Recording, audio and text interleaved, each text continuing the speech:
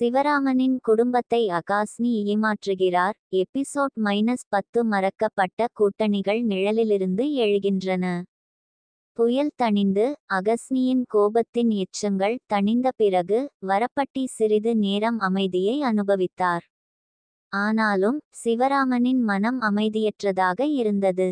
அவர்கள் வெற்றி பெற்ற போதிலும் அடிவானத்தில் ஒரு பெரிய அச்சுறுத்தல் இருப்பதாக உணருவதை அவரால் அசைக்க முடியவில்லை.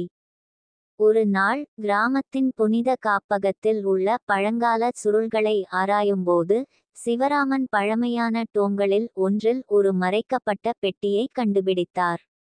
உள்ளே மர்மமான சின்னங்கள் மற்றும் நீண்ட காலமாக மறந்துபோன மொழியில் ஒரு கல்வெட்டுடன் குறிக்கப்பட்ட ஒரு வரைபடத்தை கண்டார். அந்த வரைபடம் மேற்கில் வெகு தொலைவில் மர்மத்தால் மூடப்பட்ட மற்றும் பண்டைய மந்திரத்தால் பாதுகாக்கப்பட்ட ஒரு மறைக்கப்பட்ட பள்ளத்தாக்கை சித்தரித்தது. சிவராமன் தனது நெருங்கிய கூட்டாளிகளான ரவி, மீனா, கார்த்திக் மற்றும் அனிகா ஆகியோருக்கு வரைபடத்தை காட்டினார். இந்த மர்மமான பள்ளத்தாக்கு எதிர்கால அச்சுறுத்தல்களை புரிந்துகொள்வதற்கும் தடுப்பதற்கும் முக்கியமான ரகசியங்களை கொண்டிருக்கலாம் என்று அவர்கள் அனைவரும் ஒப்புக்கொண்டனர். உண்மையை வெளிக்கொணர தீர்மானித்த அவர்கள் ஒரு புதிய பயணத்தை தொடங்கினர். அவர்களின் பாதை அவர்களை அடர்ந்த காடுகள் வழியாகவும் பரந்த சமவெளிகள் வழியாகவும் கரடுமுரடான மலைகள் வழியாகவும் அழைத்துச் சென்றது. ஒவ்வொரு அடியும் அவர்களின் சகிப்புத்தன்மை மற்றும் ஒற்றுமைக்கான சோதனையாக இருந்தது. வழியில் காட்டு மிருகங்கள் முதல் துரோக நிலப்பரப்பு வரை பல்வேறு சவால்களை அவர்கள் எதிர்கொண்டனர். ஆனால் அவர்களின் உறுதி ஒருபோதும் அசையவில்லை.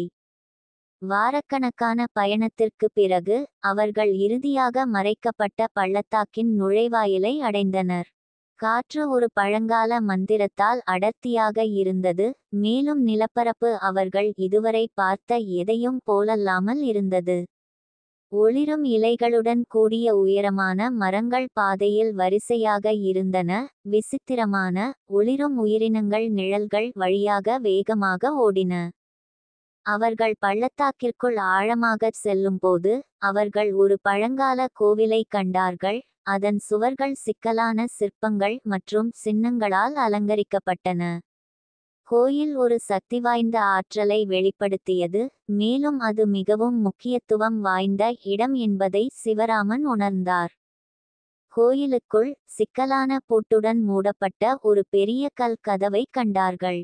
பூட்டு திறக்க ஒளி, நீர், பூமி மற்றும் காற்று போன்ற கூறுகளின் கலவை தேவைப்பட்டது. சிவராமனும் அவரது நண்பர்களும் இணைந்து பணியாற்றினர். தங்கள் அறிவையும் திறன்களையும் பயன்படுத்தி கூறுகளை கையாளவும் கதவை திறக்கவும் செய்தனர். கதவுக்கு அப்பால் பண்டைய கலைப்பொருட்கள் மற்றும் சுருள்களால் நிரப்பப்பட்ட ஒரு பரந்த அறையை கண்டுபிடித்தனர். அறையின் மையத்தில் ஒரு பலிபீடம் நின்றது. அதன் மீது மென்மையான அமானுஷ்ய ஒளியுடன் துடித்த ஒரு படிக உருண்டை அமைந்திருந்தது. சிவராமன் அந்த உருண்டையை நெருங்கும்போது அது பிரகாசமாக ஒளிரத் தொடங்கியது. அவரது இருப்புக்கு பதிலளித்தது. அறை முழுவதும் ஒரு குரல் எதிரொலித்தது, பழமையானதாகவும் பழக்கமானதாகவும் தோன்றிய மொழியில் பேசியது. பல நூற்றாண்டுகளுக்கு முன்பு நிழல்களின் திரையை மூடிய சமநிலையின் அசல் பாதுகாவலர்களான பழங்காலத்தவர்களின் குரல் அது. சமநிலையின் காவலரே, வரவேற்கிறோம், அந்த குரல் உள்வாங்கியது. நீங்கள் உங்கள் தகுதியையும் அர்ப்பணிப்பையும் நிரூபித்துள்ளீர்கள். உங்கள் வருகைக்காக நாங்கள் நீண்ட காலமாக காத்திருக்கிறோம். சிவராமன் மரியாதையுடன் தலை குனிந்தார். மதிப்பிற்குரிய முன்னோர்களே, எங்கள் வீட்டை இருளின் சக்திகளிடமிருந்து பாதுகாக்க அறிவையும் வழிகாட்டுதலையும் நாங்கள் தேடுகிறோம். முன்னோர்களின் குரல் தொடர்ந்தது. நிழல்களின் திரை மட்டும் மூடப்பட்ட அச்சுறுத்தல் அல்ல. ஒரு பெரிய இருள் உள்ளது, அது யதார்த்தத்தின் கட்டமைப்பையே சிதைக்க முயல்கிறது.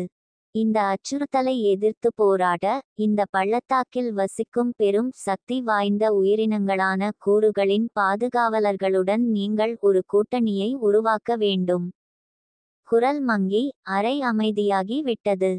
சிவராமனும் அவரது நண்பர்களும் இந்த அடிப்படை பாதுகாவலர்களை கண்டுபிடித்து அவர்களுடன் ஒன்றிணைவதுதான் அடுத்த பணி என்பதை அறிந்தனர்.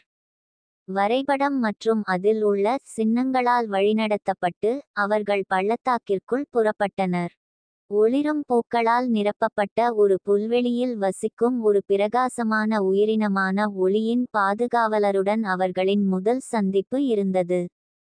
அவர்களின் நோக்கத்தில் சேர ஒப்புக்கொள்வதற்கு முன்பு கார்டியன் அவர்களின் இதய தூய்மையையும் ஆவியின் வலிமையையும் சோதித்தார். அடுத்து அமைதியான ஏரியில் வசிக்கும் ஒரு கம்பீரமான பாம்பு போன்ற உயிரினமான நீர் பாதுகாவலரை கண்டார்கள். கார்டியன் அவர்களின் தகவமைப்பு மற்றும் மீள்தன்மையை சவால் செய்தார். இறுதியில் அவர்களின் உறுதியை அங்கீகரித்து அவர்களின் கூட்டணியில் இணைந்தார். மலைகளுக்குள் ஆழமான ஒரு குகையில் அவர்கள் பூமியின் பாதுகாவலரை சந்தித்தனர், ஒரு உயர்ந்த பாறை போன்ற நிறுவனம்.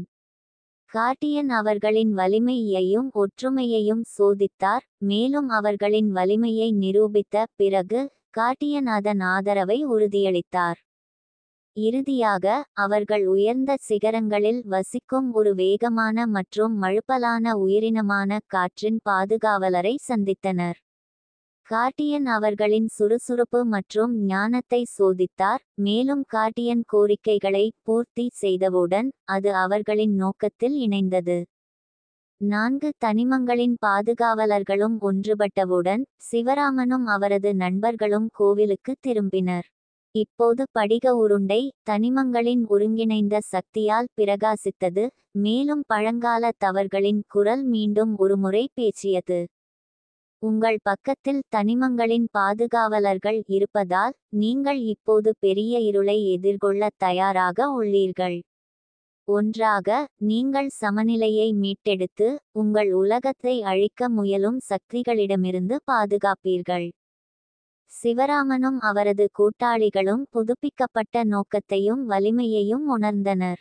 முன்னோக்கி பயணம் ஆபத்து நிறைந்ததாக இருக்கும் என்பதை அவர்கள் அறிந்திருந்தனர், ஆனால் தனிமங்களின் சக்தி மற்றும் அவற்றின் பிணைப்புகளின் ஒற்றுமையுடன் அவர்கள் எந்த சவாலையும் எதிர்கொள்ள தயாராக இருந்தனர். எலிமென்ட்ஸின் பாதுகாவலர்களுடன் வரப்பட்டிக்கு திரும்பிய அவர்களை கிராம மக்கள் பிரமிப்புடனும் மரியாதையுடனும் வரவேற்றனர். பாதுகாவலர்களின் இருப்பு அவர்களுக்கு ஆழ்ந்த பாதுகாப்பு உணர்வையும் நம்பிக்கையையும் ஏற்படுத்தியது. அடுத்த நாட்களில் சிவராமனும் அவரது நண்பர்களும் பாதுகாவலர்களுடன் சேர்ந்து கிராமத்தை வலுப்படுத்தவும் வரவிருக்கும் அச்சுறுத்தலுக்கு தயாராகவும் பணியாற்றினர். அவர்கள் கிராமவாசிகளுக்கு பயிற்சி அளித்தனர், தங்கள் அறிவை பகிர்ந்து கொண்டனர், மேலும் அவர்களின் மிகப்பெரிய பலமாக இருந்த ஒற்றுமையின் பிணைப்புகளை வலுப்படுத்தினர். மறைக்கப்பட்ட பள்ளத்தாக்குக்கு அவர்கள் மேற்கொண்ட பயணம் மற்றும் எலிமென்ட்ஸின் பாதுகாவலர்களுடனான கூட்டணியின் கதை ஒரு புதிய புராணக்கதையாக மாறியது, அவர்களின் தைரியம் மற்றும் உறுதிப்பாட்டின் சான்றாகும். வரப்பட்டி தொடர்ந்து செழித்து சமநிலை மற்றும் நல்லிணக்கத்தின் கொள்கைகளால் வழிநடத்தப்பட்டு முன்னால் உள்ள எந்த சவால்களையும் எதிர்கொள்ள தயாராக இருந்தார். எனவே சிவராமனும் அவரது கூட்டாளிகளும் விழிப்புடன் இருந்தனர், தங்கள் வீட்டையும் மக்களையும் பாதுகாக்க எப்போதும் தயாராக இருந்தனர். அவர்கள் ஒற்றுமையாக இருக்கும் வரை தங்கள் உலகத்தை அச்சுறுத்தும் எந்த இருளையும் வெல்ல முடியும் என்பதை அறிந்திருந்தனர். எலிமென்ட்ஸின் பாதுகாவலர்களுடனான கூட்டணி வரப்பட்டியை பலப்படுத்தியது, அதன் மக்களிடையே ஒரு புதிய பாதுகாப்பு மற்றும் நம்பிக்கையை ஏற்படுத்தியது. இருப்பினும் சிவராமனும் அவரது கூட்டாளிகளும் தங்கள் தயாரிப்புகள் ஒரு ஆரம்பம் மட்டுமே என்பதை அறிந்திருந்தனர். இருளின் அச்சுறுத்தல் இன்னும் நெருங்கி வந்தது, அதை எதிர்கொள்ள அவர்கள் தயாராக இருக்க வேண்டியிருந்தது. ஒரு மாலை நேரத்தில் கிராமம் ஒரு நெருப்பை சுற்றி கூடியிருந்தபோது ஒரு விசித்திரமான நிகழ்வு ஏற்பட்டது. வரப்பட்டிக்கு மேலே வானம் இருண்டு போனது, காற்று ஒரு அடக்குமுறை ஆற்றலால் கனமாகியது. இருண்ட மேகங்களின் சுழல் உருவாகுவதை கிராமவாசிகள் அமைதியாக பார்த்தார்கள். மேகங்களுக்குள் இருந்து ஒரு உருவம் இறங்கியது, நிழல்களில் மூடப்பட்ட ஒரு நிறமாலை, அதன் கண்கள் ஒரு பயங்கரமான தீய ஒளியால் பிரகாசித்தன. சிவராமன் முன்னோக்கிச் சென்றார், ஒளியின் தாயத்து நிலையான பிரகாசத்துடன் பிரகாசித்தது. நீ யார்? அவர் தனது குரலில் உறுதியுடன் கேட்டார். அந்த உருவத்தின் குரல் ஒரு குளிர்ச்சியான கிசுகிசுப்பாக இருந்தது, பண்டைய சக்தியுடன் எதிரொலித்தது. நான் பெரிய இருளின் முன்னோடி, குழப்பத்தின் முன்னோடி. நான் ஒரு செய்தியை வழங்க வந்துள்ளேன், உங்கள் நேரம் முடிந்துவிட்டது. இருள் அனைத்தையும் விழுங்கிவிடும், அதை தடுக்க நீங்கள் எதுவும் செய்ய முடியாது. கிராமவாசிகள் பயத்தில் பின்வாங்கினர், ஆனால் சிவராமன் தனது நிலைப்பாட்டில் உறுதியாக இருந்தார். நாங்கள் முன்பு இருளை எதிர்கொண்டு வெற்றி பெற்றோம். உங்கள் அச்சுறுத்தல்களுக்கு நாங்கள் பயப்பட மாட்டோம். ஹார்பிங்கர் சிரித்தார், அவர்களின் முதுகுத்தண்டில் நடுக்கத்தை ஏற்படுத்திய ஒரு குளிர்ச்சியான ஒலி. நீ துணிச்சலானவன், சிவராமன், ஆனால் துணிச்சல் மட்டுமே உன்னை காப்பாற்றாது. பெரிய இருள் விழித்து கொண்டிருக்கிறது, அது எழும்போது உங்கள் உலகம் நித்திய இரவில் மூழ்கும். அந்த வார்த்தைகளுடன் ஹார்பிங்கர் மறைந்துவிட்டார். கிராமவாசிகள் நடுங்கினர், ஆனால் உறுதியுடன் இருந்தனர். சிவராமன் தனது நண்பர்கள் மற்றும் தனிமங்களின் பாதுகாவலர்களிடம் திரும்பினார். நாம் விரைவாகச் செயல்பட வேண்டும். பெரிய இருள் வருகிறது, அதை தடுக்க ஒரு வழியை கண்டுபிடிக்க வேண்டும். அவர்கள் ஒன்றாக மீண்டும் ஒருமுறை பழங்காலத்தவர்களின் வழிகாட்டுதலை தேட முடிவு செய்தனர்.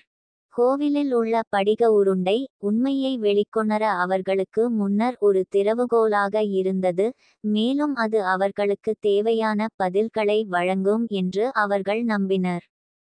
பழங்கால கோவிலில் கூடி சக்திவாய்ந்த ஒளியுடன் ஒளிரும் உருண்டையை அவர்கள் செயல்படுத்தினர். பழங்கால மக்களின் குரல் அறை முழுவதும் எதிரொலித்தது. பெரிய இருள் என்பது காலத்தை விட பழமையான ஒரு சக்தி.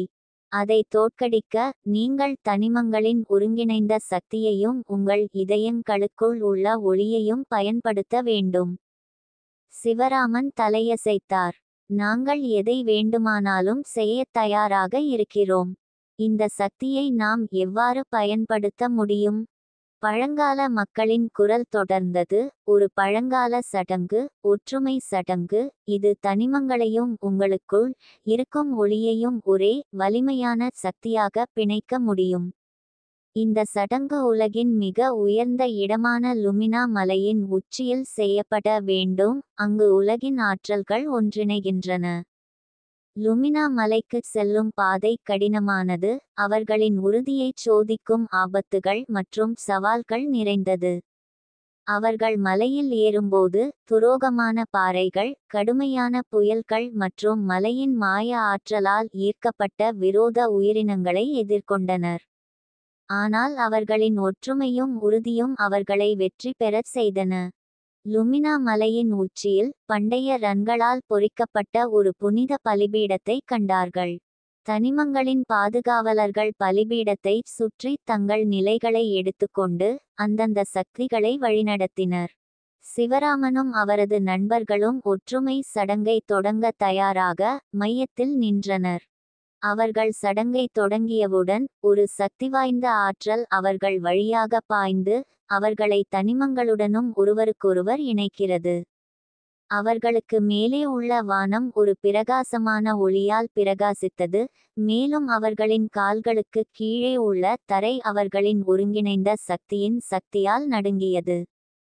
ஆனால் சடங்கு அதன் உச்சக்கட்டத்தை அடைந்ததும் வானம் மீண்டும் இருட்டாகிவிட்டது, மேலும் பெரிய இருளின் முன்னோடி தோன்றியது, நிழல் கூட்டாளிகளின் படையுடன். நீங்கள் எங்களை தடுக்க முடியாது என்று தீப்பொறி சீறியது. பெரிய இருள் அனைத்தையும் விழுங்கிவிடும். சிவராமனும் அவரது கூட்டாளிகளும் உறுதியாக நின்றனர், அவர்களின் ஒன்றுபட்ட சக்தி ஒரு கண்மூடித்தனமான ஒளியுடன் பிரகாசித்தது. எங்கள் உலகத்தை அழிக்க நாங்கள் உங்களை அனுமதிக்க மாட்டோம் என்று சிவராமன் தனது குரலில் உறுதியாக அறிவித்தார்.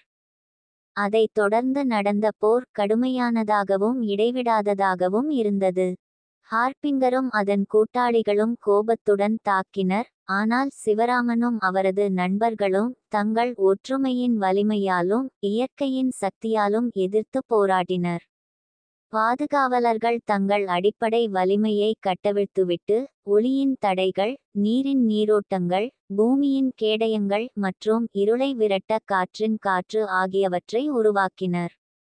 மிகப்பெரிய வாய்ப்புகள் இருந்தபோதிலும் சிவராமனும் அவரது கூட்டாளிகளும் தங்கள் உறுதியை அசைக்காமல் தொடர்ந்து வலியுறுத்தினர். வெற்றி பெறுவதற்கான ஒரே வாய்ப்பு ஒற்றுமை சடங்கை முடித்து அதன் முழு சக்தியையும் பயன்படுத்துவதுதான் என்பதை அவர்கள் அறிந்திருந்தனர். அவர்களைச் சுற்றி போர் மூண்டபோது சிவராமன் தனது ஆற்றலை சடங்கின் மீது செலுத்தி தனது நண்பர்கள் மற்றும் பாதுகாவலர்களின் பலத்தை பயன்படுத்தினார். அவருக்குள் இருந்த ஒளி பிரகாசமாகி அடிப்படை ஆற்றல்களுடன் ஒன்றிணைந்து இணையற்ற சக்தியின் சக்தியை உருவாக்கினார். சக்தியின் இறுதி எழுச்சியுடன் சிவராமன் ஒற்றுமை சடங்கின் ஒருங்கிணைந்த சக்தியை கட்டவிழ்த்துவிட்டார். பலிபீடத்திலிருந்து ஒரு குருடாக்கும் ஒளி வெளிப்பட்டு ஹார்பிங்கரையும் அதன் கூட்டாளிகளையும் மூழ்கடித்தது. இருள் ஒளியால் நுகரப்பட்டதால் வேதனையில் கத்தியது, அதன் தீய இருப்பு ஒன்றுமில்லாமல் சிதறியது. வானம் தெளிந்தது, மலையின் மேல் ஒரு ஆழமான அமைதி உணர்வு குடியேறியது. பெரிய இருள் முறியடிக்கப்பட்டது, அதன் சக்தி சிவராமன் மற்றும் அவரது கூட்டாளிகளின் ஒற்றுமை மற்றும் உறுதியால் உடைக்கப்பட்டது. அவர்கள் லுமினா மலையில் இறங்கியதும் வரப்பட்டி கிராம மக்கள் அவர்களை ஆரவாரத்துடனும் நன்றியுடனும் வரவேற்றனர். அவர்களின் பயணம் மற்றும் பெரிய இருளின் தோல்வியின் கதை ஒரு புதிய புராணக்கதையாக மாறியது, ஒற்றுமையின் சக்தி மற்றும் அவர்களின் பிணைப்புகளின் வலிமைக்கு ஒரு சான்றாகும். வரப்பட்டி சமநிலை மற்றும் நல்லிணக்க கொள்கைகளால் வழிநடத்தப்பட்டு தொடர்ந்து செழித்து வளர்ந்தார். சமநிலையின் பாதுகாவலராக சிவராமன் விழிப்புடன் இருந்தார், குழப்பம் மற்றும் ஒழுங்கின் சக்திகள் எப்போதும் பதற்றத்தில் இருக்கும் என்பதை அறிந்திருந்தார். ஆனால் அவரது நண்பர்களின் ஆதரவு மற்றும் கிராமத்தின் ஒற்றுமையுடன் அவர்கள் எந்த சவாலையும் எதிர்கொள்ள முடியும் என்ற நம்பிக்கை அவருக்கு இருந்தது. அதனால் வரப்பட்டி செழித்து வளர்ந்தது, எப்போதும் மாறிவரும் உலகில் நம்பிக்கை மற்றும் மீள்தன்மையின் கலங்கரை விளக்கமாக. ஒளி, இருள் மற்றும் அவற்றுக்கிடையேயான சமநிலையின் கொள்கைகளால் என்றென்றும் வழிநடத்தப்பட்டது.